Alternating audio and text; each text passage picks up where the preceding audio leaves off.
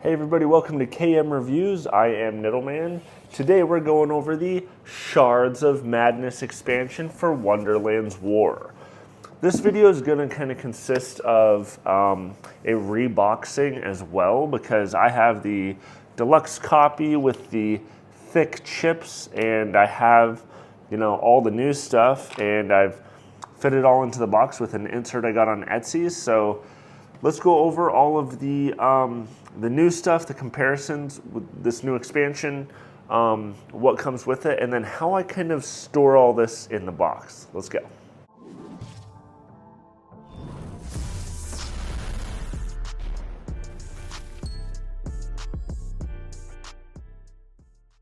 All right, so first thing is first, we have the Shards of Madness kind of rules here, which come on a big fold-out thing, which personally I would have preferred just a little flip book, but instead of this big long thing, but it's fine.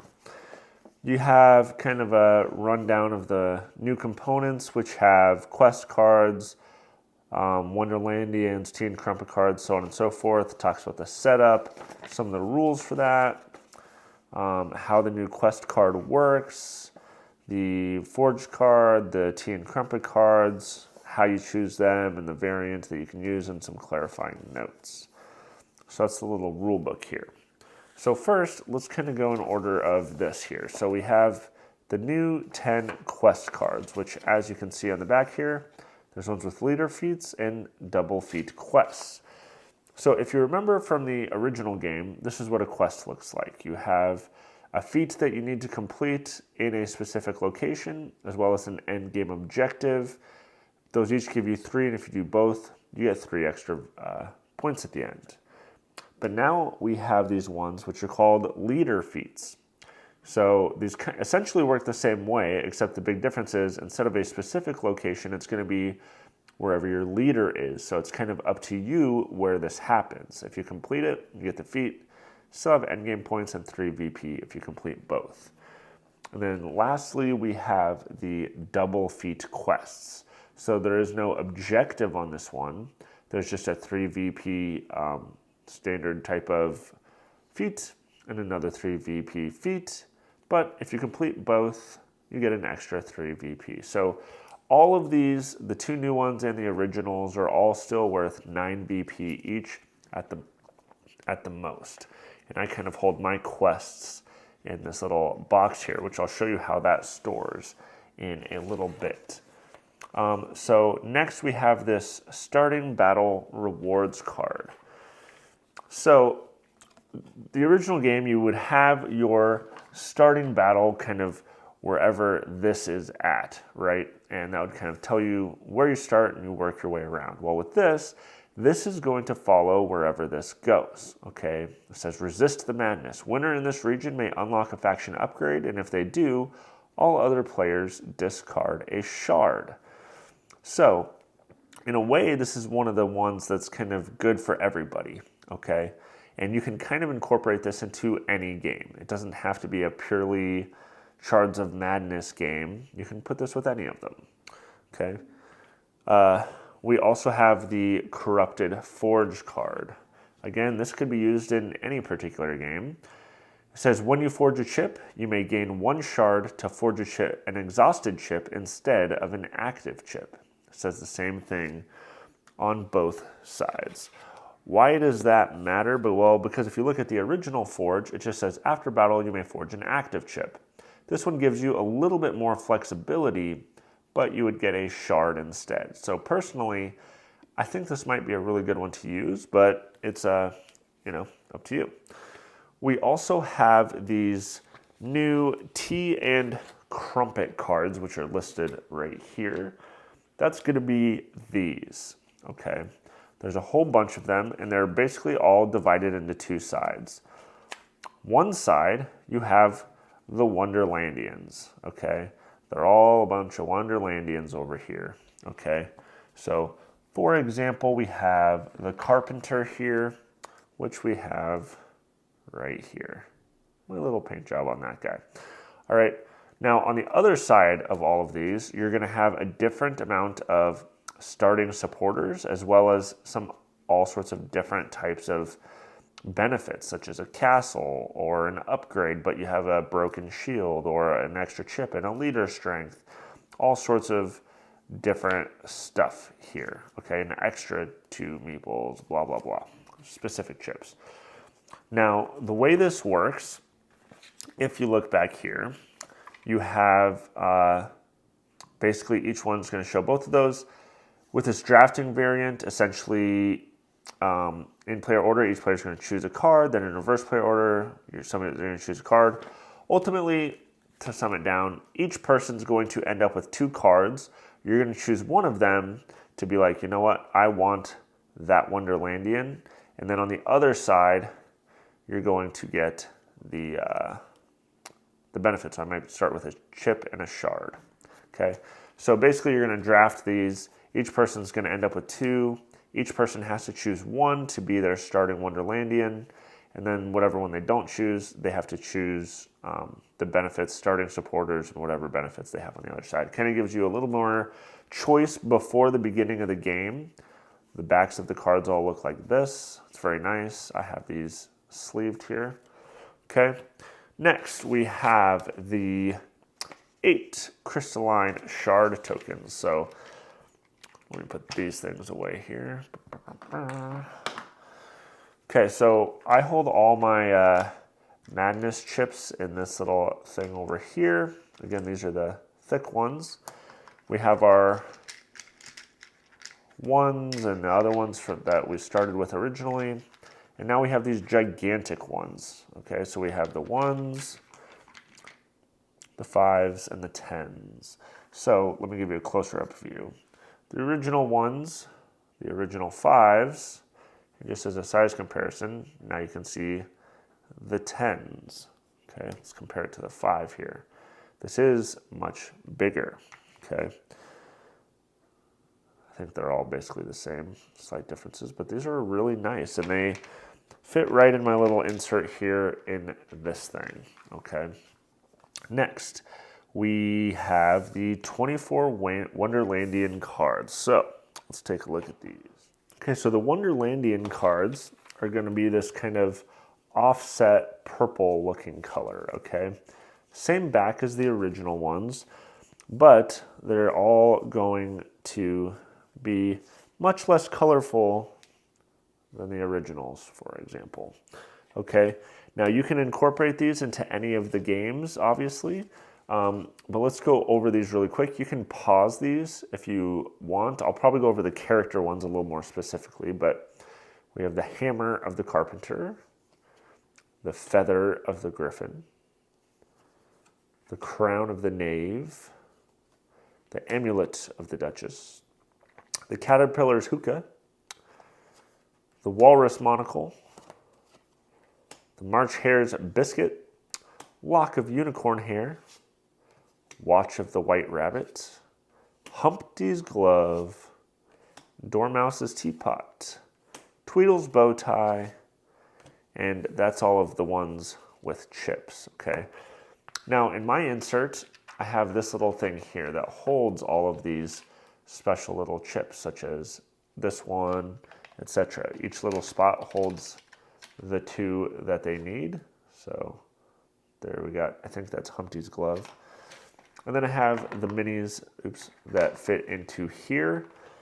I also have some that are in this little box that are too big for this one, which I'll kind of show you as we put this all back into the box. But first, we have the Duchess. Okay, I have these over here for some reason. So we have the Duchess. Before battle, each opponent exhausts 3 random chips from their bag. Return madness and poison chips to the bag. Oof, that's a rough one. We have the Dormouse. Okay, before battle, name an allied chip type. Whenever an opponent plays that chip type, they gain 1 shard. Whenever you play that type, discard a shard. Cool. We have the Unicorn. Okay. Each time you play a new type of allied chip, place a shard on it. After battle, if you didn't win, the winner gains these shards. Otherwise, discard the shards. We have the Caterpillar, the lovely Caterpillar. Before battle, place up to 2 supporters in this region. After battle, if you lose the caterpillar, gain 1 shard for each supporter you have in this region. Okay. Then we have the white rabbit. The good old white rabbit. Ignore how I painted the eyes. I'm terrible with eyes. Once per war phase, once before battle, you may gain 1 shard to place the white rabbit into the current battle. That's kind of cool if you ask me, because he could be off to the side somewhere and you're about to lose, your opponent thinks he's about to win, and boom, you take a shard and place him in there, and you got another 2 strength instantly. That's kind of cool. You have Humpty Dumpty. Okay, so we got Humpty Dumpty here. When Humpty is removed from a battle, lose 2 battle strength, and each active opponent gains 2 shards. Okay, another good way to give people shards. We have the Carpenter, which I have right here.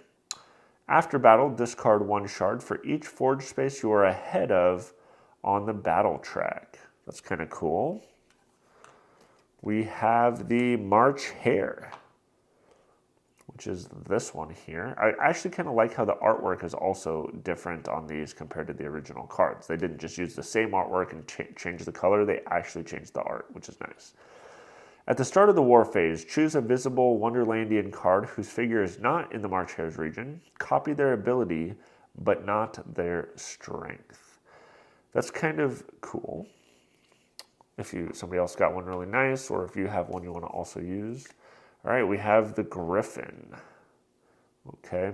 Once per war phase before battle in the Griffin's region or adjacent region, you may gain 2 shards to add your leader's strength to the battle.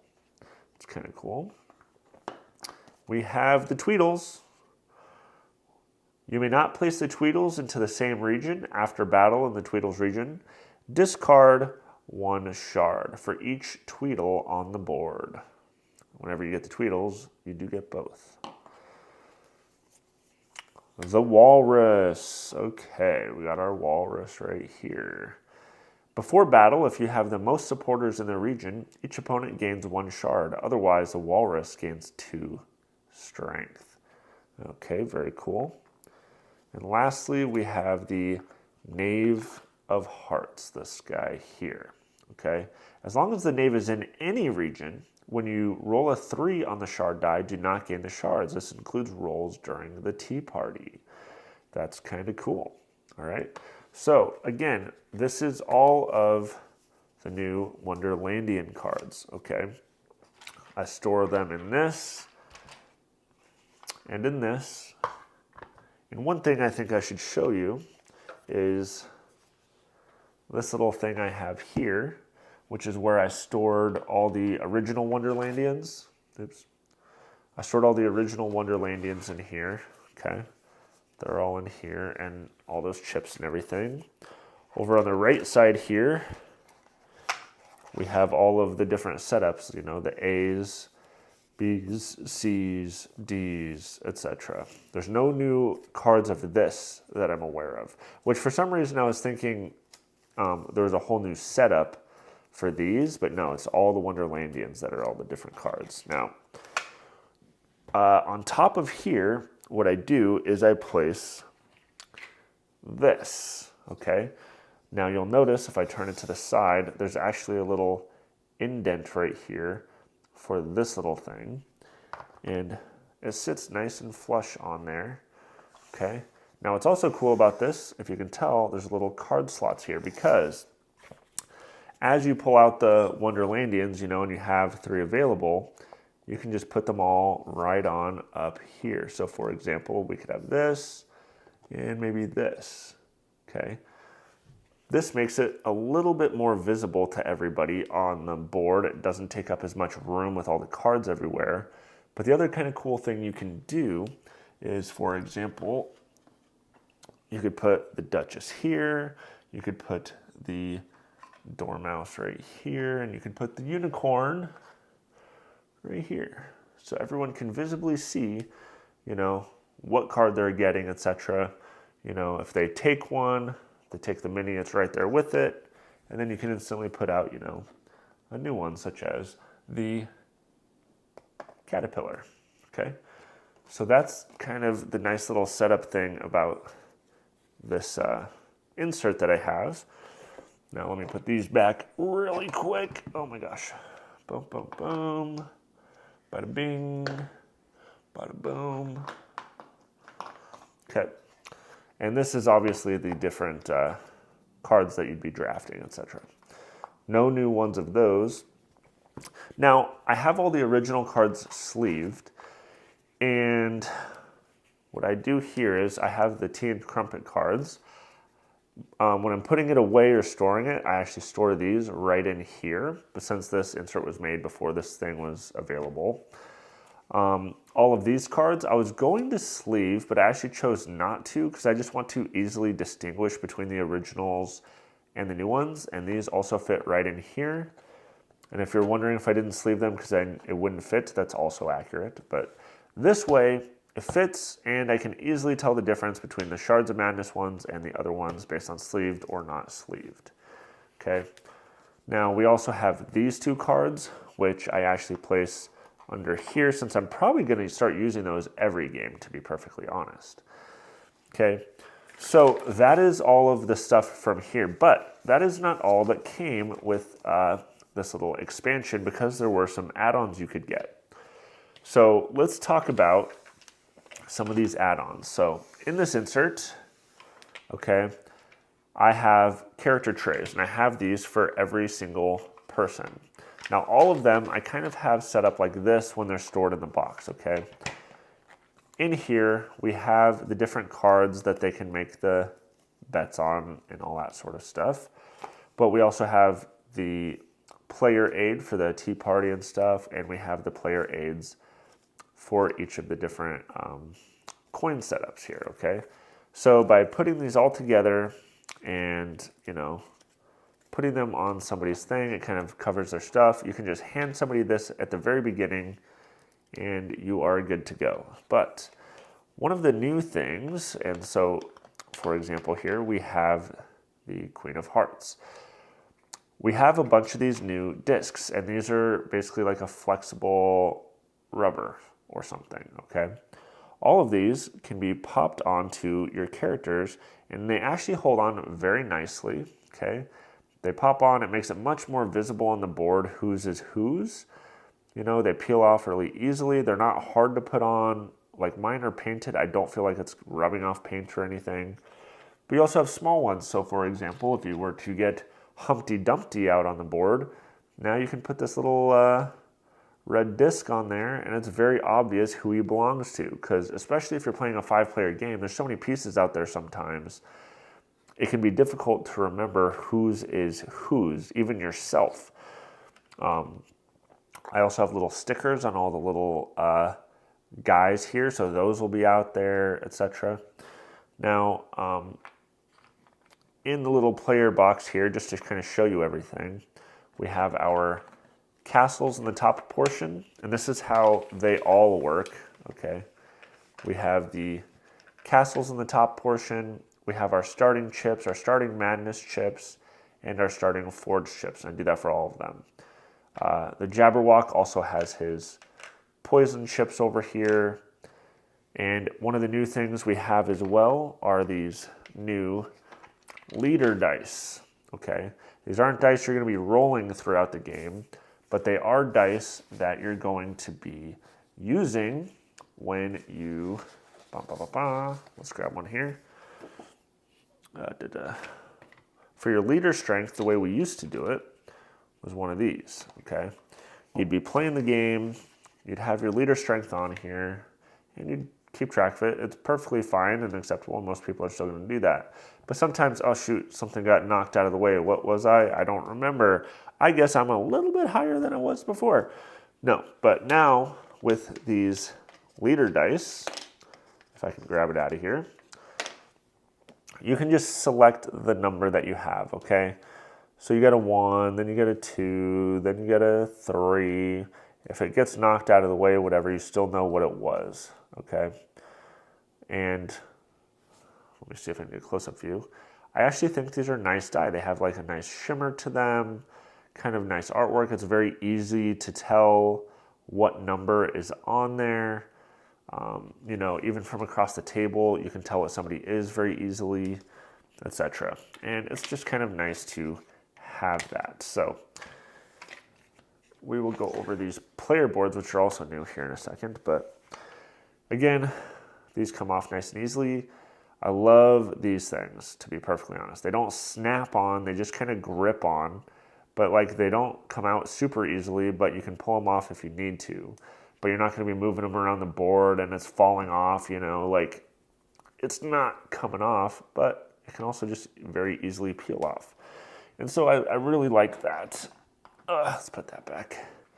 Now the queen has a very big base, so for her, I take hers off, whereas everyone else I'm kind of leaving on there. So another thing I wanted to show here is with this particular insert, you get a box, each one that holds all of the different chips here, but they also have a little card holder on them. So you can place a little thing there, and I'm not gonna do it for all of them, but they all do this, right? So you can grab your chips as you need. Everyone at the table can see it. And that's kind of cool too. And last but not least, we have this here, which this is just holding the different area numbers as well as the card blockers depending on player count. And so that's what's in here. Pretty straightforward. Lastly, we have two new character boards, one for the Jabberwock and one for the Mad Hatter. They said the Mad Hatter was OP and the Jabberwock was underpowered. So let's go over the differences really quick, okay, because there's a lot. So the Jabberwock, originally the issue, people felt he was underpowered because he had these poison chips, but a lot of it was random. Not many people used the poison chips. His powers didn't seem that great. So they updated him to make him stronger. So his kind of ability up here, Fearsome Mom, originally was at the start of your turn, if there are no poison chips in play, place one on any card. If another player takes that card, they gain the poison. Pretty straightforward. The new one, at the start of the tea party, place a poison chip on 2 cards. And at the end of your turn, if there are no poison chips on cards, place one. Basically the same thing, but starting off by putting them on 2 cards instead of just 1. It's really the big picture difference there. Maximum Foe, or Mansome Foe, whatever. Originally was, when played, claw chips gain +2 strength if you are not in the lead on the battle track. The new one, when you play a claw chip, gain 1 strength and each active opponent loses 1 strength. The big key difference there is that you don't have to be the lead on the battle track. This one only ever happened if you weren't the lead, but if you were in the lead and then you got this chip, it kind of didn't really help much. But this one, it doesn't matter where you are, everyone else is going to lose 1 and you gain 1. Which actually can also do some other things, such as if they're on a forge space and they've already ended, it pushes them off of that and can really screw people. So that's definitely stronger. Claws that catch, the old one. Claw chips gain on the next draw. Any opponent that plays a chip with a base strength of 1 gains a poison chip. The new one, claw chips gain after your next draw. Give 1 poison chip or 1 shard from the supply to an active opponent. Much better than the original one. This one was purely based on the randomness if they drew another one and it happened to be a 1 strength. Of course, that would, you know, with our luck, that never happens, right? So nobody ever ends up getting a claw chip, or they just decide not to draw. Well, with this one, they don't have to draw 1 chip. It's just on your next draw, you're choosing to either give them a poison chip or a shard from the supply. So this chip becomes much more powerful now because you're guaranteed to be able to give them another thing or to incentivize them from drawing because they know they're guaranteed to get one of those things. Beware the Jabberwock. When you fill the Madness track, increase your leader strength by 1, then add your leader strength to the current battle. So if you had that, anytime you filled this up during a battle, it would your leader strength would increase by 1 and then add that new strength to the battle. The new one, the 4th chip on your Madness track does not cause you to lose units. When you fill the Madness track, add your leader strength to the current battle.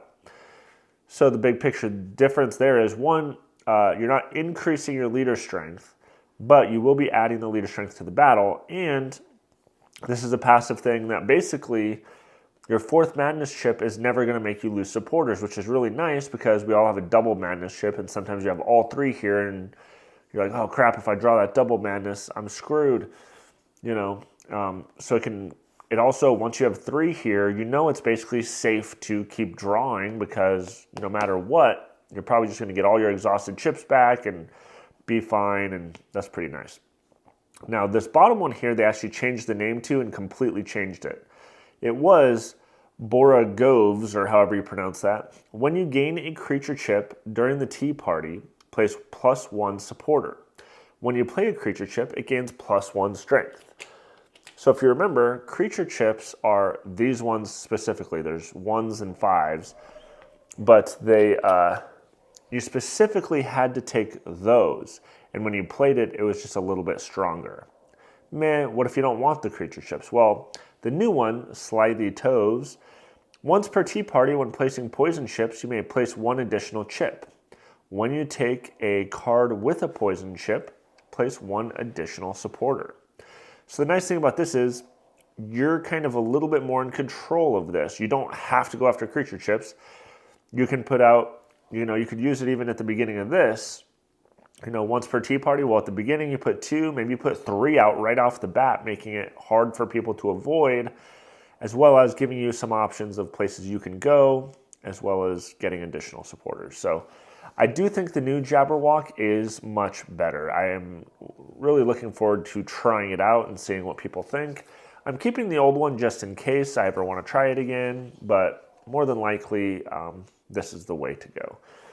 Now, with the Mad Hatter, this one's kind of going the opposite direction, right? Like, he used to be super OP, now he's not as strong.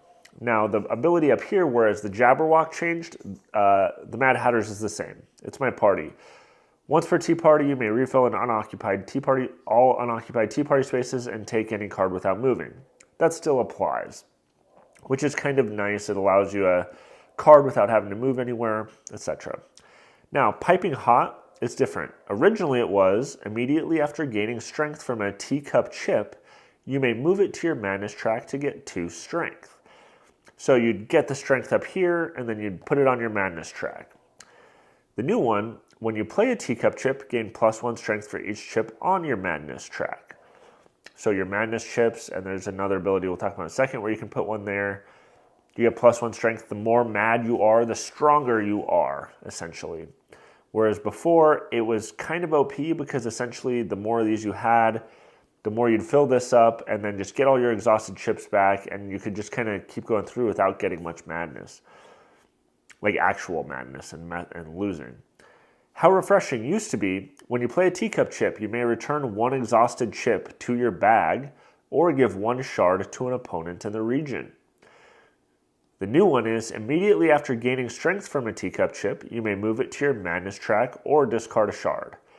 So this entire ability is basically a portion of this one, right? This one used to be you'd get the strength from the chip and put it into your madness track for 2 strength, but this one's letting you, you get the normal strength, but then you can discard a shard or you can add it to here, making the Piping Hot a little bit better, etc. It's basically an easier version of the original Piping Hot. Now it's always tea time. Originally it was, at the end of the tea party, instead of placing the Hatter into a region, you may take any tea party card without moving and gain 1 shard. The new one, at the end of the tea party, instead of placing the Hatter into a region, you may take any tea party card without moving. If you do, roll the shard die. So this is pretty much the same thing, except whereas this one was only 1 shard, now you run the risk of possibly getting 3 shards or 2 shards. It's not just a guaranteed 1, so it's a little more risky to do that now, whereas before it's like, oh, I'm definitely doing that. Then on birthday present, when you fill your madness track, gain any strong chip. When you fill your madness track, gain any strong chip and a shard. So this is essentially the same thing, but you're getting an extra shard. So big picture is, like, these are the same, but you get a shard. These are essentially the same, but you roll the die instead of just 1 shard, so you possibly get more shards. This ability here is basically a weaker version of this one.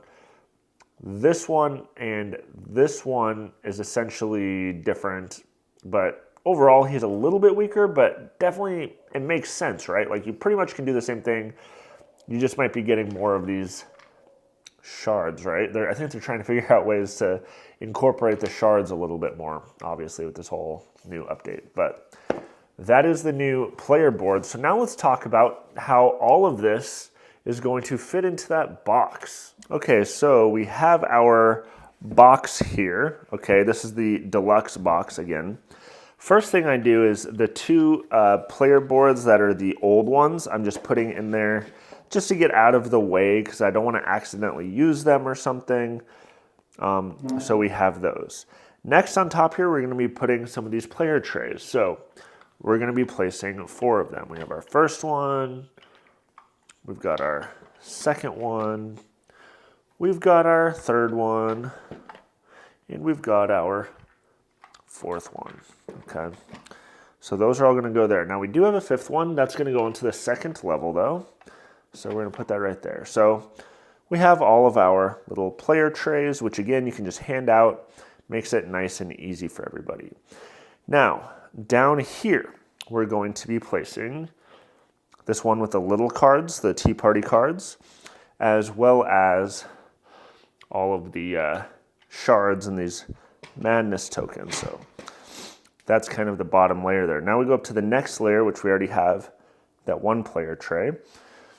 We're going to be placing this one here, which has some of the Wonderlandians and the chips.